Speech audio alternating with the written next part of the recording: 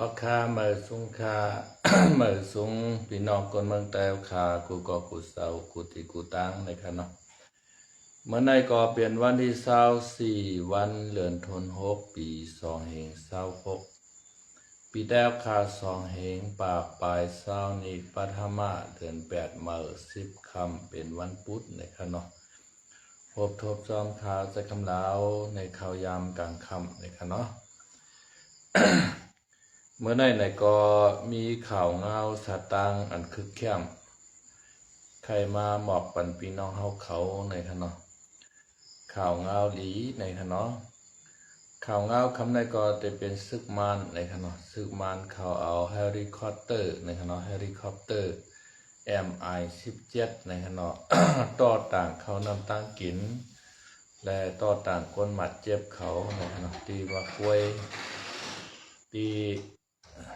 เซเว่นใหญ่ในขณะใหญ่มิวเน่ในขณะมากวยได้ในขณะถูกตั้งซึก PDF ในขณะซึก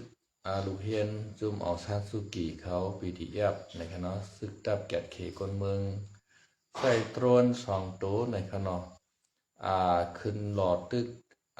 คือวินของมันเฮลิคอปเตอร์ในขณะเอาหยัดชิดตกกว่าในขณะก้นหอคือวินในมันเป็นโปโลงก้อนหนึ่งก็เลยตายทั้งตีกว่ากำเหลวในขณะยาวก็มีแทงลูกซึกมานเขาก็เลยมาเจ็บแทงหลายเกาะในขณะอันในก็เลยว่า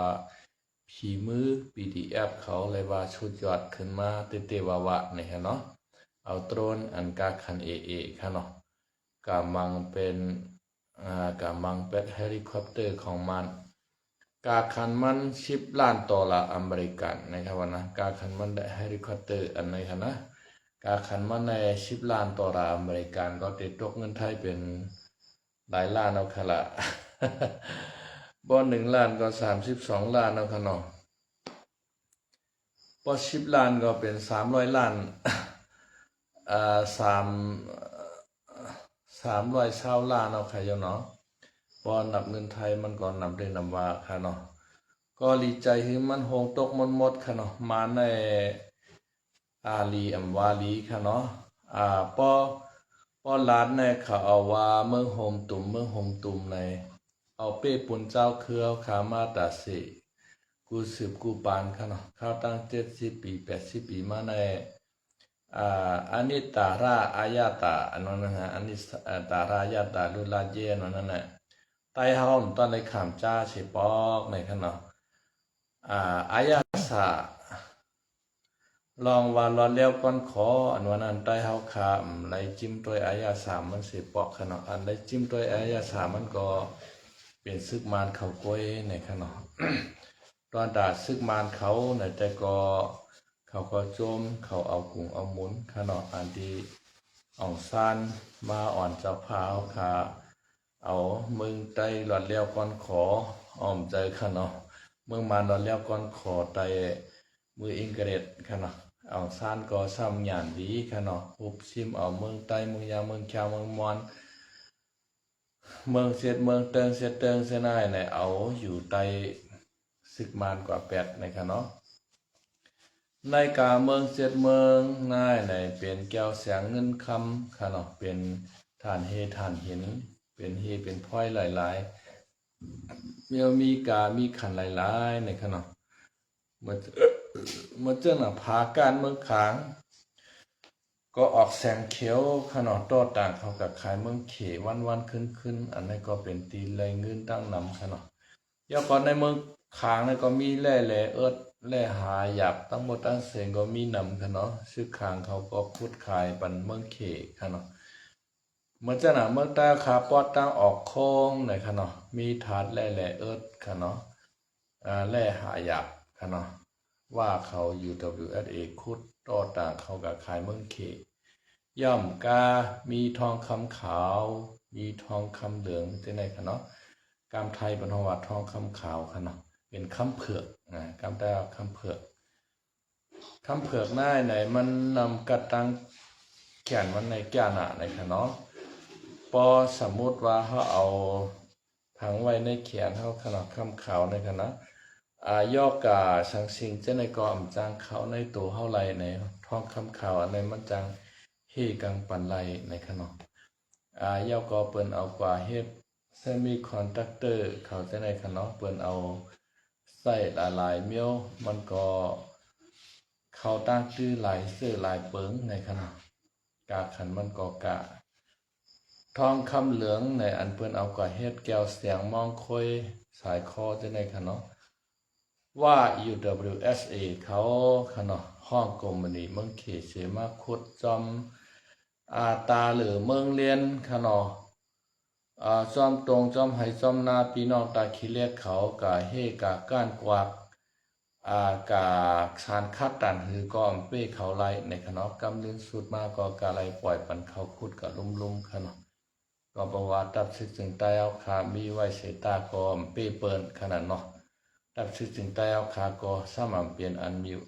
หมู่เดียวจุ่มเดียวกันและเอ็นเฮียงมันตัดตีกะตึกเปิ้นกะยี่เปิ้นนั้นมันนำเป้งป้อในขนมย้อนเปิ้นนั่นแลตับซึกใต้เอาขาก็อำจังเฮหือแกดเคกังเอาเมืองใต้เอาขาเตะๆขนมพอขมาตอยตับซึกพีปาติไม่สูงซึ่งใต้ในซ้ำหางหายหรือเปิ้นสุดขาในตับซึกจึงใต้ดังโมดังเสในขนมเฮ้อะไรว่าหางหายในพีในก็ซ้ำกับห้องเอาเปิ้นมาเป้กินก้นหวานก้นเมืองเฮาเปิ้นมาเผาหวานเผาเมืองเฮาค่ะเนาะยอกก็กะห้องเปิ้นมาเพียวมวยไต้เฮาในอันในเพียนผีมือของพีค่ะเนาะเมื่อเจ้าหนังเมืองลาเขาลอยใต้แรงเขาในแต่ก็ยินว่าเมืองลากะห้องเอาจุ่มเจ้าคือมาเต็กเต็งไปกินก้นเมืองใต้ในก็ยินค่ะเนาะเมื่อเจ้าหนังตับชึกจึงใต้ของเสียวขึ้นจึงใต้RCSSA ค่ะเนาะตีเจ้าผู้เป่าลงจอมซึกลงยาซึกอ่อนโหน้ำนาก่อตั้งขึ้นมาในแล้วยามได้ยินว่าตับซึกRCSSในกะห้องเอาตับซึกต่างเจ้าคือมาเป้กินปอเมปีน้องคนเมืองใต้เฮาในเหมือนเจ้าหนังพีวันให้ค่ะเนาะพีวันให้นายในป้อเฮาขามาด้วยในปืนเขาอันแตกออกเจ้าน้อยซอยอันต้ากว่ามาปานสืบปานนายในมือปานเหงเกาปาก70ปุ่นค่ะเนาะกะป้างเอาพี่น้องว่าอยู่ WSA เขาข้ามโค้งมาค่ะเนาะมาทางลายขาเมืองกึ๋งค่ะเนาะมาทางลอกศอกอ่างตอกกุนปอนซาเน้นเผียวมาทางล่างคือจะไหนมาเต็กเต็งไปกินดูลายแฮมตายก้นเมืองใต้เอาขาค่ะเนาะเมื่อพ่อหน้าไหนปลูกกันเจ็ดค่ะเนาะเสียงพายเมืองว่าปลูกกันเจ็ดพอทำกันเจ็ดเอาขาเอาปุนพรค่ะเนาะตัดตีลึบตึกพีโคเขียวแลว่าบางสร้างค่ะเนาะขามโค้งขามเต็งมือกว่าปุนขึ้นในปลูกกันเจ็ดเอาปุนพรค่ะเนาะปลูกกันเจ็ดก็เฮ็ดเต็มทนค่ะเนาะเฮ็ดนาตีปุนพรจะเอาเก่าไรเต็มตีได้เต็มทนเต้ว่าค่ะเนาะปลูกกันเจ็ดเพียวมวยค่ะเนาะขามโค้งขามเต็งมือกับขึ้นมือป่านเจ้าปอเท้ากันเจ็ดค่ะเนาะปอเท้ากันเจ็ดในกว่าตั้งไรไปตั้งไรในก็มีแต่ซื้อดื้อหงค่ะเนาะ ซื้อหลงซื้อหงดื้อ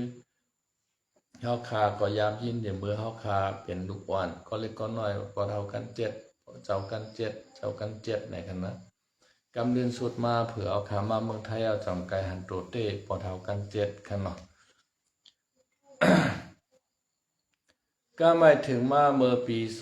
2019 ในซ้ำพีปาร์ตี้ไม่ทรงวันห้ามค่ะเนาะพีปาร์ตี้ตกแต่มวันห้ามเขาก็ซ้ำกับป้างเอาเปิ้นตั้งออกโคมาเพียวมวยแต้วแถงรอบ2ในค่ะเนาะรอบ2อันกาป้างมามือปานนั้นได้ก็เปิ้นมาหลายๆเฮก็ปลูกกัน7โตเพก็การปลายมือขึ้นค่ะเนาะเปิ้นนำลายโคของอุกษาปิกเซไตลินเนอร์ลินเฮาคาเมอร์ค่ะเนาะอันพีปาร์ตี้ตกแต่มวันห้ามเฮากับปังมาปอกในแต่ก็มีไผปังมือขึ้นค่ะเนาะเปิ้นทำไปเอากะห้องเอาบริษัทเคกงดีเคมาต่อต่างขุดฐานหินค่ะเนาะขุดเฮขุดคำขุดแร่ตั้งหมดตั้งเสงค่ะเนาะต่อคนมือกะขายในเมืองเขค่ะเนาะอันได้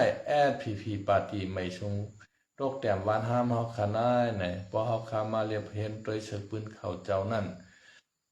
เปลี่ยนอันดีสังเวก้าลงเต้ๆค่ะเนาะเปลี่ยนอันดีสังเวก้าเต้ๆคาได้ผักถึงตับซึกอ่อน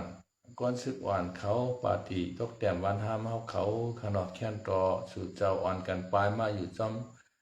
โคลายในมดเสกำค่ะเนาะสู่เจ้ากว่าอยู่จอมก้นลงสู่เจ้านั้นก้นลงสู่เจ้าในใจกินสู่เจ้าหมักหลอกหมักลายก้อยแต่ว่าเหตุการณ์เจอจานวันเมืองในก็ซ้ำอ่ำแลบเจอค่ะเนาะเพราะว่าเหตุการณ์เจอจานวันเมืองเต้ในเปิ้นมาเต็กเต็งเป้กินรูลายแห่งตายเจอคือเจ้าเก่าในถูรีไรแกดขี่เฮกังค่ะเนาะก้อยกาซ้ำอ่ำเจอซ้ำกับป้างเอาเปิ้นมาเป้กินรูลายแห่งตายเจอคือเจ้าเก่าจังนะอันได้เลยว่าหักจัดหักหวานหักเมืองเตอยู่เนี่ยมันนำหักค่ะหักดีชอบด้วยขนาดเจอมันแต้มหักค่ะนะมันหักเงินหักคำหักไม่หน่อยไม่นางไว้ในขนาดจ่อเลียนกินเอาปอกลูกปอเมก้นเมืองใต้ว่าเอาข้ออ้างอันว่า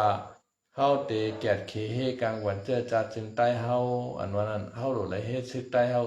เนี่ยเปิ้นเอาความดีความหวานอ่อนๆนนๆเฮาช่อหยอกเอาลูกปอเมพี่น้องคนเมืองใต้เอาค่ะกับแวกกวางกับเปิ้มอยามากาเปิ้ซุ่มแกงคอเซ็นเตอร์เขแก้บชานปันเขาก้วยนะครับพี่น้องเขาป่องจะเสกัมสิขานอ่อนเขาพีปาดีวันห้ามค่ะเนาะกำนายในเฮาขามาโดยเมืองยูเครนค่ะเนาะเมืองยูเครนนายในเป็นเมืองเล็กค่ะเนาะกอบใส่เมืองมหาอำนาจเมืองรัสเซียค่ะเนาะเมืองรัสเซียในแก่มไข่ยึดเอายูเครนภายใน2 อาทิตย์นะคะเนาะ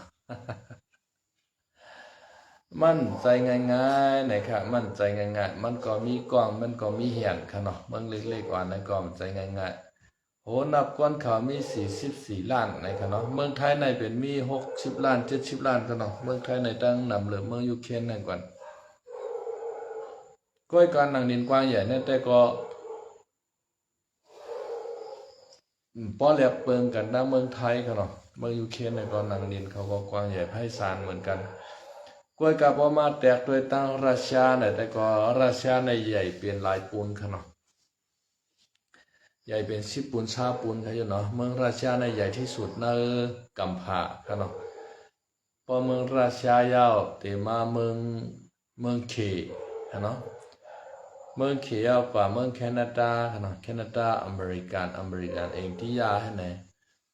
อันใหญ่ที่สุดในเป็นเมืองราชาก้อยหนาโหนับก้นราชามี2 ปาก21 เกาะนะครับเนาะ2 ปาก21 เกาะให้สั่งในเมืองกว้างใหญ่ไพศาลในไรโหนับก้นเปในตั้งโหนับก้นในตั้งตีดินแน่มันพอใครงามกันตีดินแน่นำเลยโหนับก้นกันเนาะย้อนเปว่าเมืองราชาในเปลี่ยนเมืองกัดเมืองหนาวค่ะเนาะเมืองกัดเตกัดว่าก้นในอยู่ไรค่ะเนาะมันกัดแห้งนะอารายาก็มาตีมาหมากตั้งก็เป็นห้วยเป็นรอยเป็นหมักหินหมักพาให้ในก้นเพราะสูอยู่ไรกันนะโหนับก้นเขาก็ป้อนน้ำเมืองเขในมีเหง4 ปากล้านก็ขนาดเมืองเขากวางก็กวางโหนับก้นเขาก็นำเกินการโหนับก้นเขานำอยู่ค่ะก้อยการเมืองเขปอดเหนือเต้อันจับเมืองหมุนโกริยาได้ในค่ะเนาะเช่นในก็ซ้ำมีก้นกับคาพี่น้องเขาเป็นเมืองทะเลทรายแห้งแล้งมีน้ำมีผลค่ะเนาะกัดว่ากัดให้ไหนจังอยู่จังเช่าให้ไหนก้นเฮาอยู่ไรค่ะเนาะอันเมืองเขอันที่ก้นอยู่เกินเงินควานแต่ในก็แต่มีเมืองเซี่ยงไฮ้ในค่ะเนาะเมืองเซี่ยงไฮ้เมืองมณฑลอยู่นานเมืองทนฉงชิ่งค่ะเนาะมีหลายๆมณฑลมณฑลปักกิ่งในที่ไหนค่ะนะแล้วก็อันที่ปอดกลางในปอดไตมาในกล้วยในค่ะอันตีกวนเขามีกึนควันหนาแน่นขนาดปอดเนือกับปุ่นที่จะเมืองหมุนโกริยาปุ่นได้กอมใครมีโกนในขนาดมันกระเทียงหนาอารากวนในหยุ่มไล่ขนาดหยุ่มไล่ย่านเปิดอะไรเมืองเขียนในโหนับกวนเขาก่อนนำเพียนนินเขาว่ากว้าง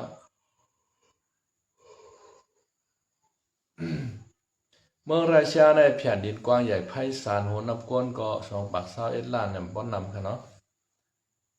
ป้อนนำเตะ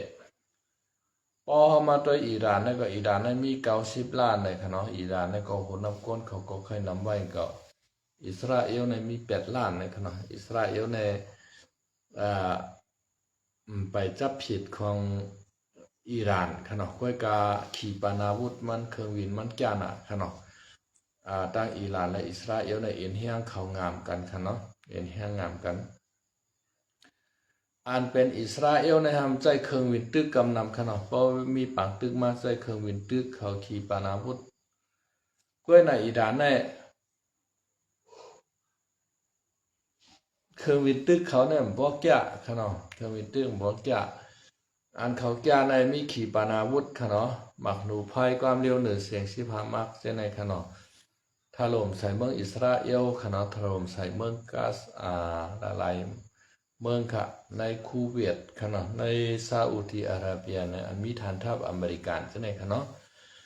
อิหร่านนั่นก็เป็นมหาอำนาจของในตะวันออกกลางเมืองหนึ่งขนาดสักจะว่ามันมีนิวเคลียร์มาในมันกูพาค่ะในกัมพาค่ะเนาะขนาดตอนหนังมันมีนิวเคลียร์ในตัวปันสหรัฐอเมริกาจางเข้าเมืองมันเลยค่ะเนาะโดนัลด์ทรัมป์ในตั้งยอมการอิหร่านค่ะเนาะยอมการเตะๆก็ว่างก็แต่ว่าโดนัลด์ทรัมป์ในก็กูตับซึกมันสุนเซนั่นขนาดนะฮัดเอากองทัพมันบุกเขายึดเมืองอิหร่านค่ะเนาะเมืองอิหร่านในก็เพราะว่าซึกไปดินเขามันนำหน้าค่ะเนาะเขาใจซึกใจขีปนาวุธเหมือนจะน่ะเมืองรัสเซียค่ะเนาะเมื่อเดี๋ยวในยูเครนในเป็นเมืองเล็กๆอันจับติดเมืองรัสเซียในเมื่อเดี๋ยวในเซเลนสกีค่ะเนาะเมื่อวงป้วนค่ะเนาะเมื่อวงป้วนหมอกปนมากับวันชิวันในเซเลนสกีส่งลิกถึงปูตินค่ะเนาะประธานาธิบดีวลาดิเมียร์ปูตินค่ะเนาะเป็นสมสิ่งของรัสเซียว่าเขาอยากเป็นตึกกันยาวเข้ามาอุบกุมกันเนือเพื่อนตัวต่อตัวก็ต่อก็ในค่ะเนาะเซเลนสกีได้ตั้งวลาดิเมียร์ปูตินค่ะเนาะสมสิ่งรัสเซียและสมสิ่งยูเครนค่ะเนาะปูตินว่าพร้อมแต่ว่าเขาพร้อมอบเซเลนสกีแน่นอน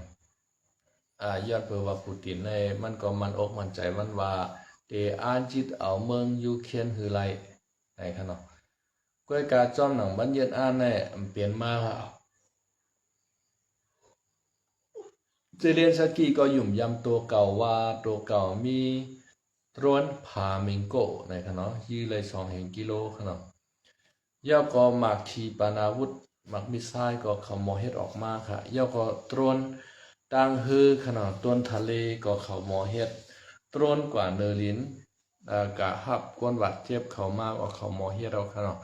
ตรวนอันเป็นหุ่นยนต์เฮาหลีหาตึกหาจีซึกราชาจะในก็เขามอเฮ็ดมากขนาดบ่เหลือในกวนในปอตาบโลไลกะแนวนายเอาในค่ะใจหุ่นยนต์เขากับแนวนายเอาอยู่ปอจำบ่ไกลใจรีโมทวางคับในขนาดเครื่องวางคับนั่นเฮาก็วางคับคือมันยื้อนั่นขนาดนะเขามอเฮ็ดมาหมอกันนายในเขามันอกมั่นใจว่าเตอ่านถล่มเมืองมอสโกเมืองรัสเซียคือไรเนี่ยสังเกตว่าปูตินยอมรับความเกเรเซเลนสกีว่ายอมอุบกันในเซเลนสกีในเตเอาขีปนาวุธเตเอาพาเมงโกอันเป็นโตรนขนาดกว่าไรไกล2 แห่งลักนั่นขนาดหลายจื่อหลายเมียวถล่มเมืองมอสโกในมูเรียกว่าเขาถล่มเต้ขนาดป่าปันเมืองมอสโกเป็นพื้นไผ่แล้วก็โตปันห้องกันน้ำมันขนาดโตปันโรงงานอันเฮดเซมิคอนดักเตอร์ขนาดเซมิคอนดักเตอร์ในชิปอันนั้นน่ะอันที่แผงสีเขียวนั่นนะแผงวงจรสีเขียวในคอมพิวเตอร์ก็มีในจักรที่เสียงในก็มีในโทรศัพท์ในก็มีในขีปนาวุธก็มีเดี๋ยวก่อนในรถยนต์จะไหนก็มีกันเนาะว่ามีแผงสีเขียวแผงวงจรในมันเหตุการณ์ไรกันเนาะมันเหตุการณ์ไรอันตีขีปนาวุธเนี่ยยื้อให้มันโตกับเมียนเอาดีๆในขณะเป็นเข่งไว้ในคอมพิวเตอร์ใน ยื้อให้มันตกกับเมียนให้โรงงานอันไหนเฮิรนหลังไหนไหนมันโหลดไรมีเซมิคอนดักเตอร์ค่ะนะตัววางคับกว่ามันนั่นโหลดสั่งกันในนั่นว่ามันสั่งกันในนั่นในเหมือนเจ้าหนังนูไพ่เอาเนี่ยปล่อยขึ้นภาพขึ้นหมอกกว่าค่ะนะเด็กกะตกตีแหลมหู้ค่ะมันแม่นมันโดดเลยมีชิปเซมิคอนดักเตอร์เมื่อวานในก็ยูเคนเอาหมากแบตค่ะเนาะเอาหมากในหอยตรวนค่ะเนาะตรวนพามิงโกเนี่ยกับปล่อยใส่โรงงานเซมิคอนดักเตอร์ของรัสเซียเขาเลยดูก่อยกว่าค่ะเนาะกัดตัวปัญชาพานคายเมค่ะเนาะอันเป็นโคลงคายเมอันที่เขาต่อต่างเขานำตั้งกินและหมากกองหมามือจนยามคามาดีกุนคายเมเนี่ยค่ะเนาะคายเมและตั้งแผ่นดินรัสเซียในมันนำซับกันค่ะเนาะก็เปิดว่ามันเปลี่ยนในกุนกลางน้ำวันทีหนึ่งแล้วก็มันทำจับใส่ที่เมืองยูเครนค่ะเนาะก้อยการเมืองปี2014ในอันเป็นวาราดีเมปูตินจอมซึ่งรัสเซียได้ลักปล่อยเอ็นแห้งซึกเข้ามาจึมเข้ามาในเมืองคายเมในนำหนายาวในก็ประกาศยึดเอาเมืองคายเมกันง่ายๆลมๆและมีซึกยูเครนมาต่อต้านในค่ะเนาะก็ไม่อันจอมซิงก็เก่านั้นมันใจโอนอ่อนขณะมันโกราชาฮัดตุ้มตอบฮัดตึกฮัดยื้อปานเปิ้นเอากาลายขณะก็ได้เผยว่าเซเลนสกีในขึ้นมาเป็นหลวงพ่อซึ่งในเซเลนสกีในมันหายมันหานมันฮัดมันกัดแขนติดต่อนอกเมืองกูตั้งมันก็แขนขณะรัฐกรรมอังกฤษก็แขนเซเลนสกีในมันหาวยาวก็มันก็เป็นพระเอกคณะพระเอกนางตรกในขวานะเมื่อกวนเมืองที่มาเป็นหลวงพ่อซึ่งในคณะมันยามเฮ็ดพระเอกนางตรกมาในคณะเผื่อว่ามันขึ้นมาเป็นจอมจึงง่ายในปูตินได้เอาเอ็นแห้งซึกตั้งหลายมาถล่มเมืองยูเครนเจเมื่อปี2022นะเนาะมันในขามย้อมกามย้อมชุดกำกับย้อนหมากกองหมากมือจึงย่ามที่อเมริกันมากำกับย้อนที่นาโต้กำกับย้อนที่ยุโรปให้ไหนเปิ้นปันแหนมตาหนึ่งปันเอาขนาดกาย้อนที่อเมริกันเมื่อปันโจไบเดนได้ก็ปันมาเนาะเผื่อถึงโดนัลด์ทรัมป์ขึ้นมาในโดนัลด์ทรัมป์เนี่ยปันเอาหนาก็ไม่เซเลนสกี้ในก็ญาติได้อยากเผือดครับพี่น้องก็ที่อยู่ในอเมริกันเนี่ยปันเอาขีปปันอาวุธอันปันมาในก็ยื้อไรเนี่ยปันป่วน50 กิโลเนี่ยโหนะพอป่วน50 กิโลเนี่ยไล่ในกูราชาเขาใจลำเฮาแล้วกูราชาเขาเอาหมากนิวเคลียร์มือปล่อยใช้เมืองอเมริกันเนี่ยอเมริกันปันมาให้หมากเจ้าในกล่อมฮัดใจเต้ๆค่ะพี่น้องเขาให้หมากในมันยื้ออะไรอยู่150 กิโล300 กิโลจ้ะเนี่ยอันโต300 กิโลเนี่ยปันยื้อค่ะว่าก็ไม่จะได้สกีในมาวนว่าเดี๋ยวคือดันนะอันเฮาไรมาจะในก็อเมริกันก็ปันเฮายื้อราชาในแต่ยื้อเอาเฮาในก็จอดตัวเมืองเฮาเดี๋ยวไหนมันก็มาโวนไหนก็ตั้งภูมิปีญาเขากงมันนี่บริษัทเขาว่าเพราะนั้นเฮาเฮ็ดตรนเฮ็ดออกข้างกล้วยเฮาเอาให้มันวินได้ไกลๆในคงออกสร้างมาเป็นต้นพามิงโกในขณะที่กะไร2 กิโลในโตปันเมืองมอสโกเป็นพื้นเมืองไพ่ครับพี่น้องครับวันเมื่อในปูตินก็แค่ว่าตกตีนังน้ำบากครับพี่น้องเขาค่ะเนาะเมื่อเดี๋ยวในตีในเมืองไคเมในก็น้ำมันในก็ขาดแคลนขนาดน้ำมันลดน้ำมันกระดัดเติมก่อมใครมีเอาคาเนี่ยปั่นเติมกวนอันเฉพาะเป็นข้าราชการขาบการคุณของปูตินก็เอาค่ะเป็นในตับซึกเขาแน่เป็นทางไหนเนี่ยฉะนั้นก็อันเป็นองค์ประกอบจึงเขาก็และใจอันเป็นก้นวันก้นเมืองนั่นและใจเขาเนาะยาวขอในเมืองยูเครนในมี50 แขวนในเขาเนาะตา15 แขวนในขาดแค่น้ำมันเปจ้าในเมื่อในชุกชาติหาว่าเมืองราชาในค่ะนะย้อนเพราะว่าปูตินในก็มันใครเมื่อยูเครนเปิดปานตึกซึกซูยูเครนอย่าไปว่ามันแต่ไรไปเฮ็ดให้ยูเครนในมีมีเฮียงขึ้นมาติ๊กเอาค่ะเนาะวันเมื่อไหร่กันนะ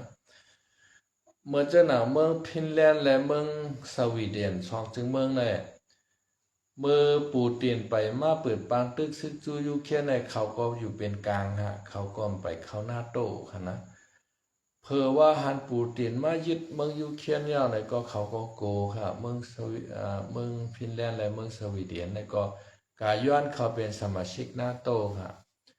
ก็ไม่กับย้อนเข้าไปสมาชิกนาโต้ยาวในก็นาโต้ก็หับขาสองเมืองในเข้ากว่าเป็นลูกจุ่มนาโต้แบบก็ไม่คือยูเคนกันขาในอันบ่ได้เป็นลูกจุ่มนาโต้ในขณะเพราะว่าเป็นลูกจุ่มนาโต้ในมันมีในตา32เมืองในเขามาจอยกันหมดครับเพราะว่าเมืองล้วนโจมตีมาในก็ตา31เมืองในก็อ่อนกันมาจอยหมดแค่นั้นเมื่อยูเคนในมันก็ให้เข้านาโต้ไปจ้าว่าเมื่อเรียเปิ้นไปย่อมครับมันก็เพราะว่าตื้อหาเป็นปากตึกอยู่ในว่าโกลิงเอาจุ่มนาโต้ในเขากว่าตึกซึกจอมมันนั่นขนาดเพราะว่านาโต้ระยะชากันเต้ว่าในจึงมันเตใจลำให้เขาเต็มหมดชีวนหาจางเอาหมากนิวเคลียร์ปล่อยใส่กันนั่นขนาดนั้นในนาโต้เขาก็มีนิวเคลียร์ในปูตินก็มีนิวเคลียร์ขนาดในปูตินในนิวเคลียร์มันน้ำหนักมีเปลี่ยน5เหงปลายนะ5เหงปลายในนาโต้ก็มีนำมุขะอเมริกาเนี่ยก็มีอยู่ที่5เหงปลายแต่ว่ามันก็หรือเซราชาค่ะเนาะเมื่อเจ้าหนังฝรั่งเศสเขาก็มีหมอก3 ปากลูกค่ะอังกฤษเนี่ยก็มี2 ปาก90 ลูกค่ะเนาะเขาจะไหนก็เขามีแต่ว่าเขาป้อมีนำค่ะเนาะอันมีนำนะโดยเปิ้นแน่เตเป็นราชามาอเมริกันเนาะก็เตมาเคค่ะเนาะเคเนี่ยเตมีอยู่หมอกเซต8 ปากลูกค่ะเนาะแล้วก็อันเป็นอินเดียก็มีค่ะมีปาก71 ลูกค่ะเนาะปากีสถานมีปาก70 ลูกค่ะเนาะเหมือนจะหนังเกาหลีเหนือเนี่ยแต่มีอยู่หมอก20 ลูกนะครับเนาะเหมือนจะหนังอิสราเอลเนี่ยแต่มีอยู่หมอก11 ลูกนะครับเนาะอันเป็นนิวเคลียร์นะครับนะมีจังไหนครับอิสราเอลนั่นเลยก็เขาก็เลยว่าเขากัดเขาแข่งรวยตีเขามีวันมีเมืองขนาดเขามาโครงสร้างเฮ็ดเอาหังกล้วยเขาขนาดใต้เฮาเนี่ยมีวันมีเมืองอย่าเฮาขาปล่อยเป็นวันปล่อยเป็นเมืองขนาดเฮาหลุเลยคัดใจเอาวันคัดใจเอาเมืองขึ้นให้มันเหมือนอิสราเอลเขาขนาดเอาค่ะวันเมื่อในก็เต็มมีหมอกกันนายนึงในพอมีข่าวยามในไกลมาตรงตักพี่น้องเขาแทงในค่าไม่ชงค่า